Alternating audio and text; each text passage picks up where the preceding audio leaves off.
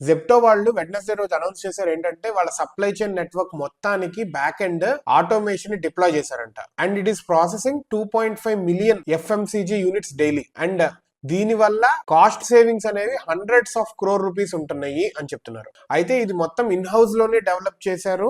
1 year నుంచి చాలా కష్టపడతా దీన్ని చేశారు అంటున్నారు. ఎందుకంటే ఈ సప్లై చైన్ మొత్తాన్ని ఆటోమేట్ చేసేసరికి యాన్యువల్ గా హండ్రెడ్స్ ఆఫ్ క్రోర్స్ అంటే వాళ్ళు అట్లీస్ట్ దాన్ని అవుట్ సోర్స్ చేస్తే ఎంతైతే ఖర్చు వెళ్తుందో అక్కడ కూడా 100 కోట్లు వెళ్తుంది. అవన్నీ సేవ్ చేసినట్టే. అండ్ ఇన్ హౌస్ లో ఒక అప్లికేషన్ కూడా ఉంటుంది. ఇఫ్ సపోజ్ సాస్ లో కూడా యాజ్ అ సర్వీస్ కూడా ఇచ్చుకోవచ్చు దీనికి. అది ఇంకో రెవెన్యూ మోడల్ అవుతుంది. ప్రస్తుతానికి క్విక్ కామర్స్ లో బ్లింకిట్ 50% తీసుకుంటే followed by Zepto and Swiggy ఉంది. ఈ మూడు పోటీ పడుతున్నాయి ఒకదానికొకటి. అండ్ 2026 లో ఐపీఓకి వెళ్ళాలి అనే ప్లాన్ లో ఉన్నారు జెప్టో వాళ్ళు.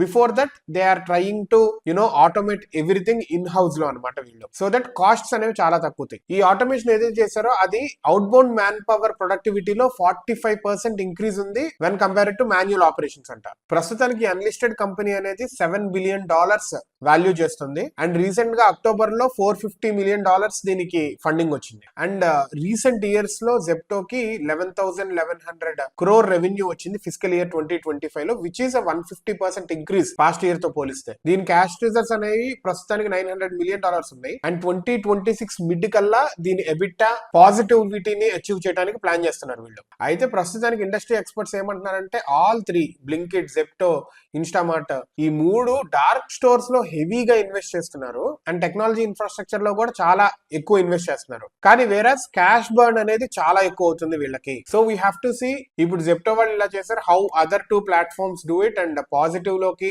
ఎలా వస్తుంది, క్యాష్ బర్న్ తగ్గించుకుంటా, అవుట్ సోర్సింగ్ ని తగ్గించుకుంటా, ఉన్న ఆటోమేట్ చేసుకుంటా. అండ్ డైరెక్ట్ ఫ్రమ్ ఫార్మ్ కూడా జెప్టో వాళ్ళు చేస్తున్నారు. వన్ ఆఫ్ ద 3 లో one of the top direct from farm కూడా వీళ్ళు తీసుకుంటున్నారు. డబ్బులు ఖర్చు తగ్గించుకుంటా, ఇన్కమ్ పెంచుకుంటా వీళ్ళు ఏం చేస్తారు, ఎలా చేస్తారు అనేది చూడాలి. Let us see how all these 3 hypermarket delivery business will work.